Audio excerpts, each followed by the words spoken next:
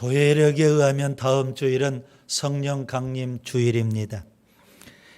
성령 강림절은 예수님이 부활하신 지 50일째 되는 날, 예수님이 승천하신 이후 10일째 되는 날입니다.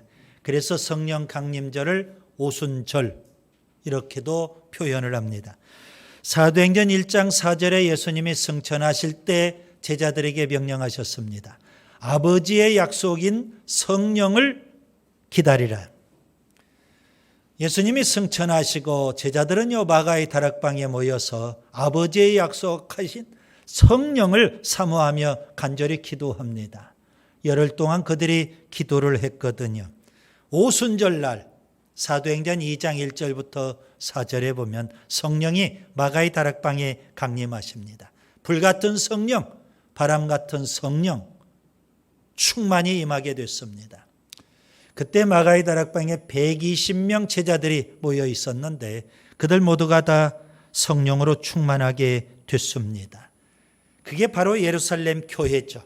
교회가 세워지게 됐고요. 그래서 성령 강림절은 교회 생일과 같습니다.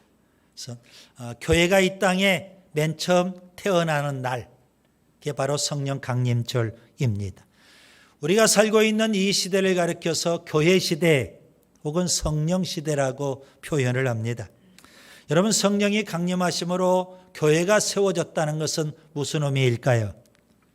교회 생활이나 신앙생활은 성령을 떠나서는 불가능하다는 의미입니다.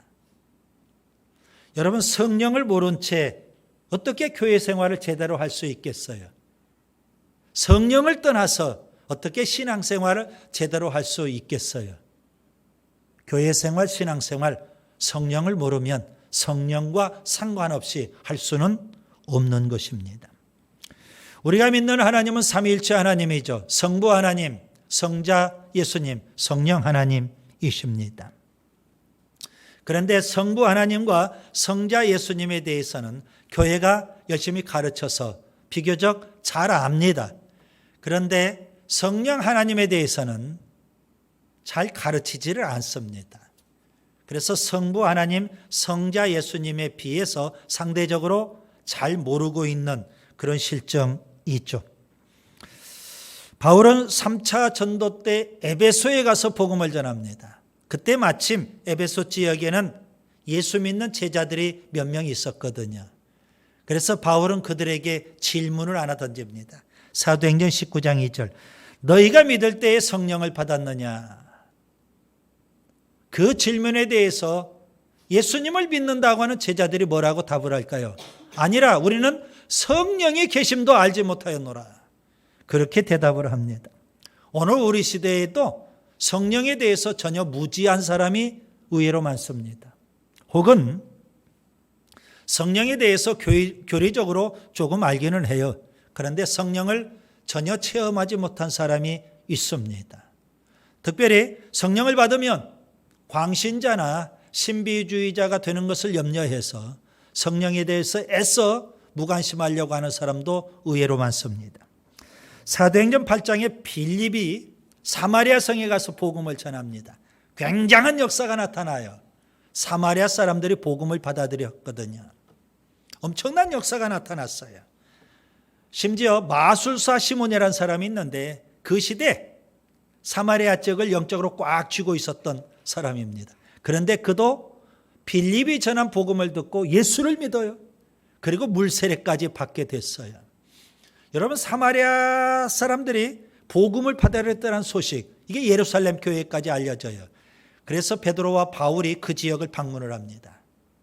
그리고 성령 받을 수 있도록 그들에게 안수하며 기도를 해줘요.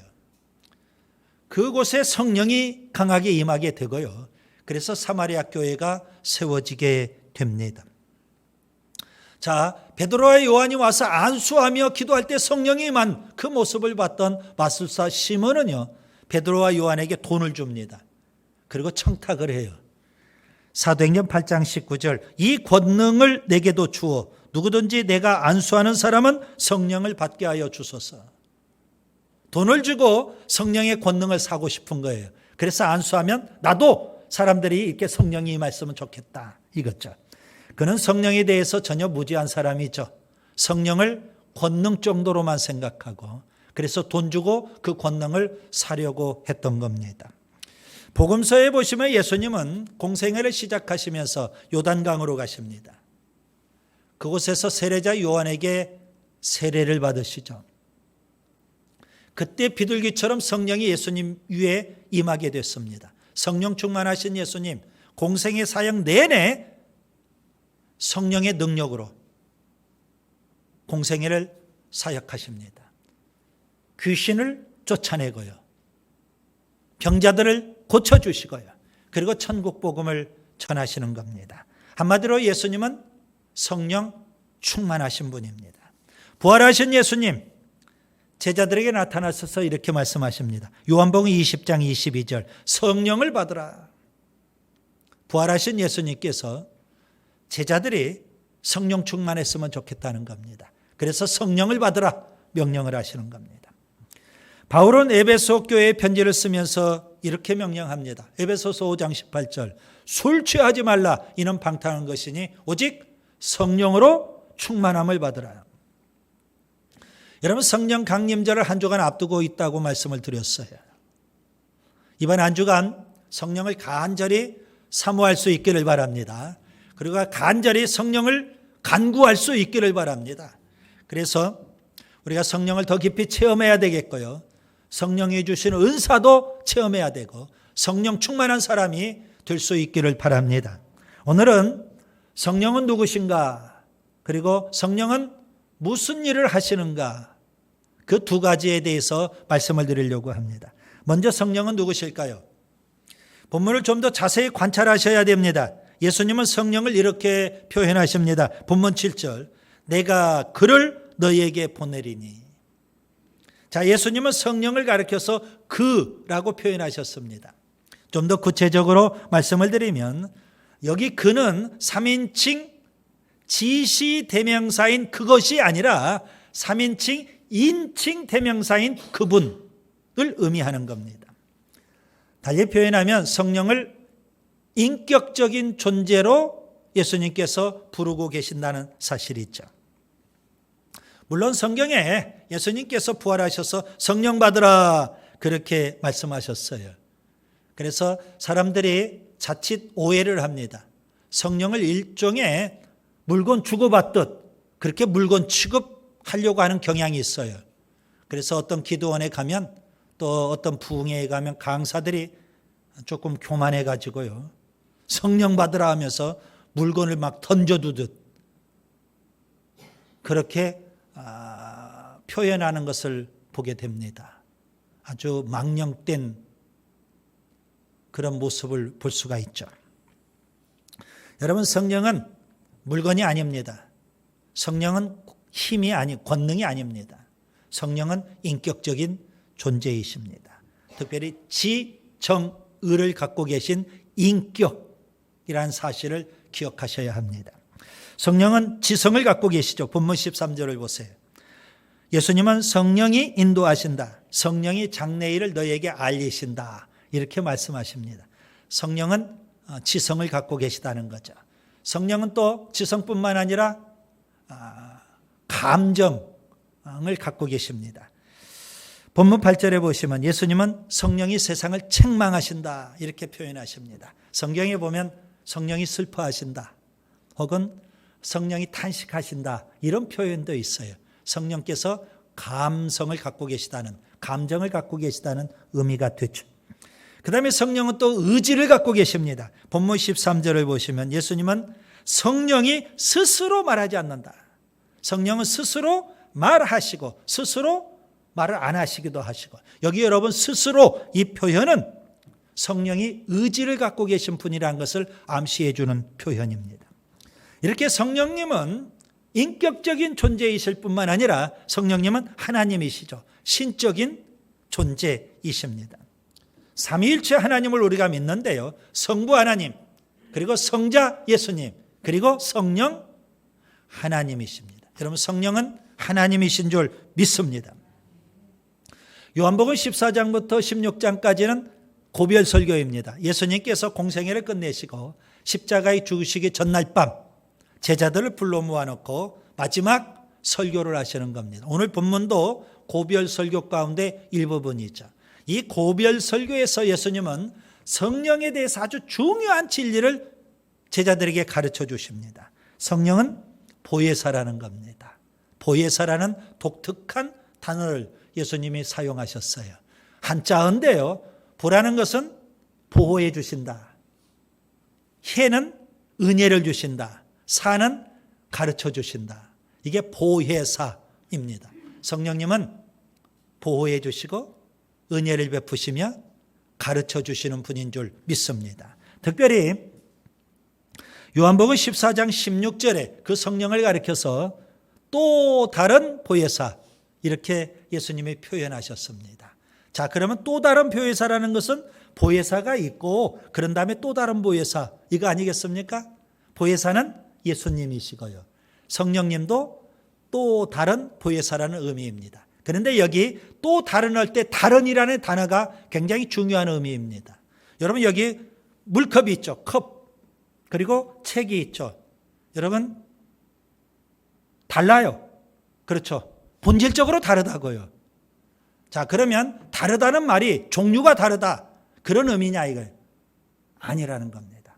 또 다른, 이때 다르다는 것은 본질은 같은데 서로 다른 그런 의미가 되는 겁니다.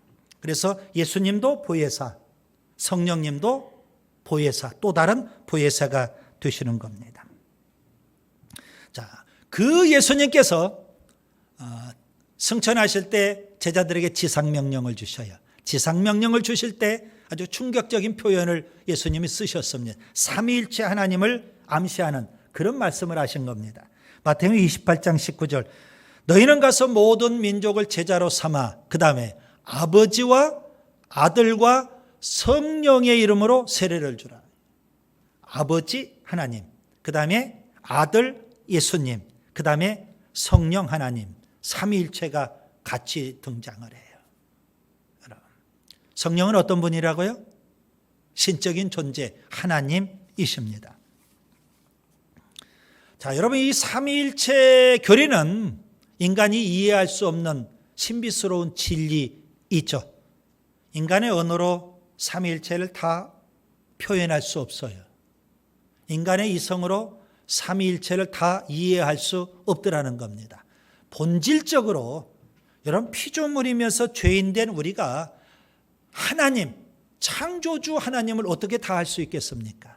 하나님께서 계시해 주시고 하나님께서 알려주시는 범위 내에서만 우리가 하나님을 알 수 있는 겁니다. 삼위일체도 역시 마찬가지이죠. 이것은 믿음으로 받아들여야 될 그런 진리다. 이렇게 한번 표현해 보는 겁니다. 자, 성령님은 인격적인 존재이시고 그러면서 신적인 존재, 하나님이 되십니다. 그 성령님께서 삼위일체 하나님이신 성령님께서 무슨 일을 하실까요? 오늘 본문에 보시면 세 가지 일을 하십니다. 첫째, 성령은 책망하는 일을 하십니다. 본문 8절을 보세요. 그가 와서 죄에 대하여 의에 대하여 심판에 대하여 세상을 책망하시리라. 책망받는 거 좋아할 사람 없죠? 다 칭찬받기를 원하지 책망받기를 좋아할 사람은 없습니다. 그러나 성령님이 하시는 일은 책망입니다. 특별히 세 가지 측면에서 책망을 하십니다. 첫 번째 책망은 죄에 대한 책망입니다. 본문 9절을 보세요. 죄에 대하여라 함은 그들이 나를 믿지 아니하며 예수님을 믿지 않는 그 죄를 지금 책망하고 계시는 겁니다. 성령님께서. 여러분 죄 중에 가장 큰 죄는 어떤 죄일까요? 살인죄? 간음죄? 강도? 가장 큰 죄는 뭘까요? 오늘 본문에 보니까 예수님을 믿지 않는 죄, 가장 큰 죄입니다. 그런데 저는 여기에 덧붙여서 한 가지 예수 믿지 않는 죄만큼 심각한 죄 하나를 더 말씀드리려고 해요. 예수는 믿는다고 해요. 예배당 안에 있으니까. 그런데 믿음으로 살지 않는 죄, 이것도 예수 믿지 않는 죄만큼 심각한 죄거든요. 성령님이 그 죄를 책망하시는 겁니다. 로마서 14장 23절 믿음을 따라 하지 아니하는 것은 다 죄니라. 예수 믿지 않는 죄도 심각한 죄지만 믿는다고 하면서 믿음으로 살지 않는 것도 역시 크나큰 죄가 되는 겁니다. 성령님은 이렇게 죄를 책망하시는데 그 책망을 듣지 않은 사람이 있어요. 자칭 의인이라고 할 수 있는 바리새인 같은 사람들. 그들은 자칭이 의인이에요. 내가 무슨 죄가 있냐고 그러면서 오히려 떵떵거리지 않습니까? 성령의 책망을 우리가 잘 듣는 사람이 복 있는 사람이 되는 거거든요. 두 번째 책망은요, 의에 대한 책망입니다. 본문 10절을 보세요. 의에 대하여라 하면 내가 아버지께로 가니 너희가 다시 나를 보지 못함이라. 여러분, 의라는 게 뭘까요? 의라는 건 뭘까요? 자, 이렇게 한번 설명을 제가 해드리려고 합니다. 의의 반대는 정죄입니다. 자, 재판장이신 하나님께서 죄인된 우리를 앞에 두고 판결을 하십니다. 이 사람은 의롭습니다. 죄가 없습니다. 그렇게 할 수도 있고 이 사람은 죄가 있습니다 하면서 정죄할 수도 있는 거예요. 예수님께서 의에 대하여라 하면 내가 아버지께로 간다. 예수님은 죄 없으시고 죄를 이기며 사셨어요. 의로우신 분이에요. 그렇기 때문에 아버지께 곧 천국에 가실 수 있는 거예요. 여러분, 천국에 가는 유일한 조건은 뭘까요? 의입니다. 의. 그게 있어야만 천국에 가게 돼요. 하나님께서 의롭다고 하셔야 천국에 가는 거고요. 하나님께서 죄 있다고 정죄하시면 그 인생은 지옥으로 떨어지게 되는 겁니다. 자, 그러면 성령님이 책망하실 정도로 우리 모두가 다 죄인인데 어떻게 하면 우리가 천국에 갈 수 있을까요? 바울은 로마서에서 이신칭의의 진리를 우리에게 말씀해 줍니다. 예수님을 믿으면, 십자가에서 우리의 모든 죄를 지고 죽으신 그 예수님을 믿으면 예수님의 의가 우리에게 임하게 되고, 그래서 하나님 우리를 정죄하지 아니하시고 의롭다고 해주시고, 그래서 우리가 천국에 갈 수 있게 되는 줄 믿습니다. 그 다음에 세 번째 책망은 심판에 대한 책망입니다. 본문 11절 심판에 대하여라 하면 이 세상 임금이 심판을 받았습니다. 여러분, 여기 이 세상 임금은 공중의 권세 잡은 자 마귀 사탄을 가리키는 겁니다. 마귀 사탄은 벌써 심판을 받은 것과 다를 바가 없습니다. 지금 현재 마귀 사탄이 활개를 치고 날뛰고 있지만 마귀는 이미 심판받은 존재에 불과해요. 예수님 재림하시면 그는 무저갱에 들어가게 될 거고요. 그리고 예수님께서 최후의 심판을 하실 때 그는 지옥에 떨어지게 될 거라고. 이미 심판받은 존재나 다를 바가 없어요. 자, 마귀 사탄이 그렇게 심판을 받았는데 마귀 사탄의 종으로 평생 매여서 살고요. 마귀 사탄처럼 하나님을 대적하며 살고요. 죄를 지으며 사는 마귀의 종로로 타는 세상의 모든 사람 다 심판 아래에 있다고 누가 책망하셔요? 성령이 책망하시는 겁니다. 여러분, 마귀의 종로로 타고 마귀처럼 하나님을 대적하고 그리고 죄짓고 살면 다 심판을 받아요. 그 성령의 책망을 듣는 사람이 복 있는 사람이 될 수가 있는 거예요. 그 다음에 둘째, 성령은 인도하시는 일을 하십니다. 본문 13절 그러나 진리의 성령이 오시면 그가 너희를 모든 진리 가운데로 인도하시리니. 성령은 우리를 책망해서 그 다음에 어디로 인도하실까요? 진리로. 여러분, 진리는 뭐예요? 빌라도 총독이 진리 자체가 되신 예수님 앞에서 진리가 뭐냐고 질문을 했거든요. 여러분, 진리가 뭐죠? 방금 말씀드렸잖아요. 예수님이 진리인 줄 믿습니다. 성령님은 죄인을 책망하셔서 그 죄인을 어디로 인도하셔요? 예수님에게로. 바울은요, 교회를 가리켜서 진리의 기둥과 터라고 했어요. 진리의 기둥과 터라는 것은 교회는 진리를 사수하고 진리를 전하는 곳이다. 그런 의미예요. 자, 성령님은 죄인을 책망하셔요. 너는 죄가 있다. 너는 의가 없다. 너는 심판받는다. 책망하시면서 우리를 진리의 전당인 교회로 인도해 주시는 겁니다. 성경은 성경, 하나님의 말씀이 진리라고 말씀합니다. 성령은 죄인을 책망하셔서 우리를 어디로 인도하셔요? 진리인 하나님 말씀으로 인도해 주시는 줄 믿습니다. 여러분, 성령님과 진리는 아주 깊은 관련이 있어요. 진리 따로 성령 따로 그럴 수 없더라는 겁니다. 성령 충만하면 반드시 나타나는 현상이 이겁니다. 예수 충만입니다. 성령은 예수님, 진리이신 예수님에게로 인도하니까 성령 충만하면 반드시 교회를 사랑하고 교회를 가까이 하게 되는 겁니다. 교회에 더 헌신하고 충성하게 되는 겁니다. 성령 충만하면 반드시 성경을 사랑하고 하나님의 말씀 진리로 무장하게 되는 줄 믿습니다. 여러분, 구약의 오순절날 성령이 임하셨잖아요. 그런데 왜 오순절날 성령이 임하게 됐을까요? 구약의 오순절은 하나님께서 시내산에서 출애굽했던 이스라엘 백성에게 율법을 수요해 주신 날이에요. 뭘 주셨다고요? 율법, 진리, 하나님 말씀을 주신 날이 오순절이에요. 신약의 오순절 때는 하나님께서 마가의 다락방에 제자 공동체에 성령을 부어주신 거예요. 구약의 오순절 때는 율법 진리를 주셨고 신약의 오순절 때는 성령을 주셨거든요. 진리와 성령은 뗄 수 없어요. 깊은 관련이 있다고요.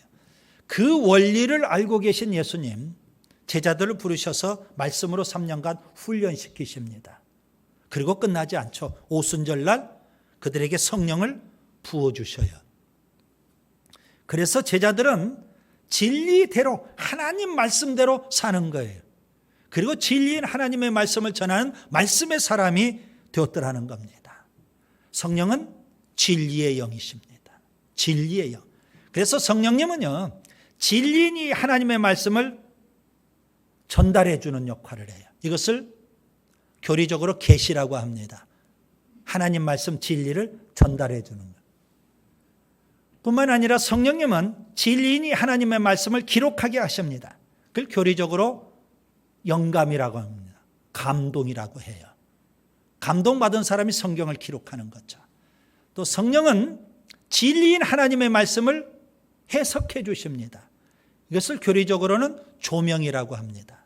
그래서 하나님 말씀을 깊이 이해하고 깨달을 수 있도록 해 주시는 겁니다. 다 성령님이 하시는 거죠. 다윗이 아주 영성 있는 사람이잖아요. 하나님 마음에 합한 사람이고요. 그가 시편 23편 이렇게 노래합니다. 여호와는 나의 목자시니 내게 부족함이 없으리로다. 그가 나를 푸른 풀밭에 누이시며 쉴만한 물가로 인도하시는도다. 자, 여호와가 목자시라면 다윗은 뭐가 될까요? 양이 되는 겁니다. 양. 목자이신 하나님께서 양인 다윗을 어디로 인도하셔요? 풀밭으로, 푸른 풀밭으로, 그리고 쉴만한 물가로 인도하셔요. 자, 성령님이 우리를 인도해 주시는데 풀밭으로 인도해 주셔야. 그 풀밭이 뭘까요? 양이 먹어야 될 하나님의 말씀, 진리예요. 성령님은 우리를 또 물로 인도해 주십니다. 그 물이 뭘까요? 성령을 상징하는 겁니다. 말씀과 성령, 뗄 수 없는 깊은 관계에 있는 겁니다. 바울은 에베소서 6장 10절 이하에서 하나님의 전신갑주를 취하라 말씀합니다. 하나님의 전신갑주에는 여러 가지 무기가 필요하죠. 그 중에 성령의 검 있어요. 이 성령의 검이 뭘까요? 하나님의 말씀이라고 에베소서 6장 17절에 말씀하죠. 그래서 이런 결론이 나옵니다. 성령 충만한 사람은 말씀 충만한 사람. 성령 충만한 사람은 교회를 사랑하는 사람, 진리의 전당이니까. 성령 충만한 사람은 성경을 사랑하는 사람이라고 보시면 돼요.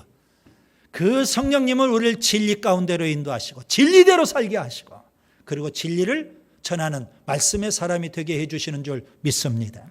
셋째, 성령은 나타내는 일을 하십니다. 본문 14절.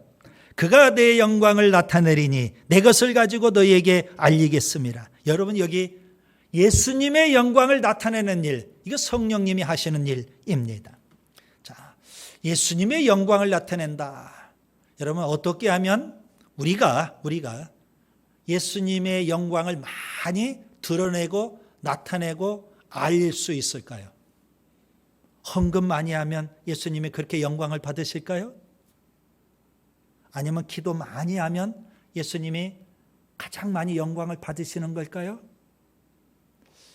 자, 예수님의 영광을 우리가 많이 나타내고 드러내고 영광을 예수님께 돌리면 얼마나 좋겠어요. 성령님의 사명은 예수님의 영광을 많이 드러내는 거라고 했잖아요. 나타내는 거니까요. 자, 어떻게 하면 우리가 예수님께 가장 많이 영광을 돌릴 수 있을까? 이게 관심사예요. 성령님이 하시는 일을 보면 알 수가 있어요.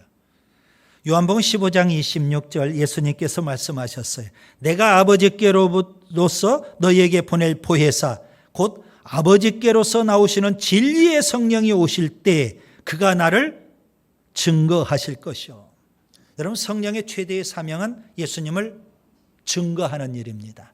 그래서 성령을 가리켜서 그리스도의 영 혹은 예수의 영 이렇게 표현하는 겁니다. 그러면 자, 예수님께서 가장 많이 영광을 받으시는 건 뭘까요? 예수님을 전하는 겁니다.